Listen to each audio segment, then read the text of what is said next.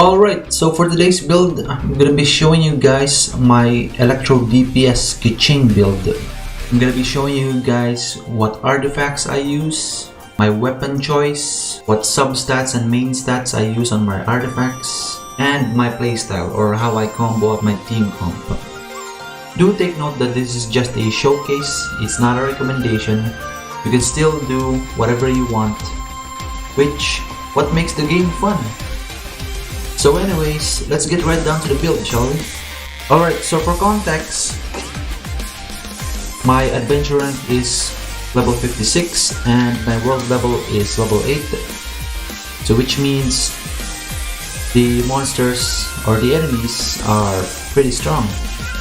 As for my Keqing build, the weapon I chose for her is the Black Sword.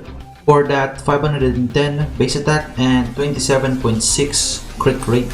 The Black Sword also has a good refinement rank effect, which is the Justice, which increases damage dealt by normal and charged attacks by 20%. Additionally, regenerates 60% of her attack as HP when normal and charged attacks score a crit hit. This effect can occur once every 5 seconds. So she restores 60% of her attack as HP whenever she does a crit hit. That's good because we already have a crit rate on her weapon, so that should also be in synergy with our playstyle.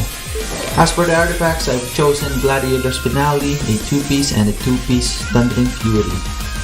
For that 18% attack and 15% electro damage bonus. As for my main stats, Flowers always HP, Feathers always attack. As for the sands, I have attack percent, electro damage bonus on the goblet, and a crit rate on the circlet. As you guys can see, we have a lot of crit damage and crit rate substats on our artifacts here. We have some crit damage, we have some crit damage and attack percent, crit damage and crit rate. So you may notice that we are lacking in crit rate. Don't worry because I'm still working on that. But do take note that Keqing's Ascension stat is crit rate. That's why I'm able to utilize a 73.8% crit rate and a 163.0% crit damage. Although preferably I would prefer a crit rate of 70% and a crit damage of 200%. Although that is just in my opinion. You guys can still do whatever you want depending on the character you are dealt with. Do take note that my constellations, I have a C1, although her C1 doesn't really affect her damage that much. When recasting her Stellar Restoration while a Lightning Stiletto is present, it causes Keqing to deal 50% of her attack as AoE electro damage at the start point and terminus of her blink. So that means whenever she uses her skill at the starting point, she creates an electro AoE which will deal more damage. But that's basically her C1. As for my talents, we have 10, 10, 8. So I'm mainly prioritizing the normal attacks and charge attacks and her skill. But I'm also planning to max out her burst as well. As for my playstyle, I do utilize a lot of normal attacks and charge attacks. That's why I got these to level 10. Now just to show you guys how I battle with my Keqing and her playstyle, I'll give you a brief demonstration on what I use with my combos and everything else. Alright, so first things I use is E. Don't blink! And charge attack, dodge that, Got lucky that time. and a burst. Nowhere to hide. And there's this technique I also use. E again. Charge up that burst. Normal attack, charge. E again.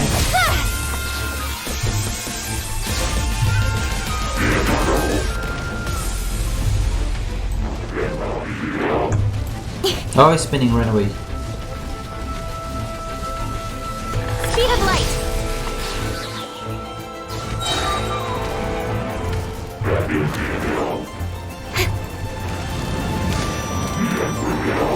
Do take note that you guys can also do this technique. First you use E, and then Q, With sword comes shadow. and use E again. Just like that, like nothing ever happened. So you can play around with that. You can also use this attack, hold the E, and Incoming. then E, and flash attack.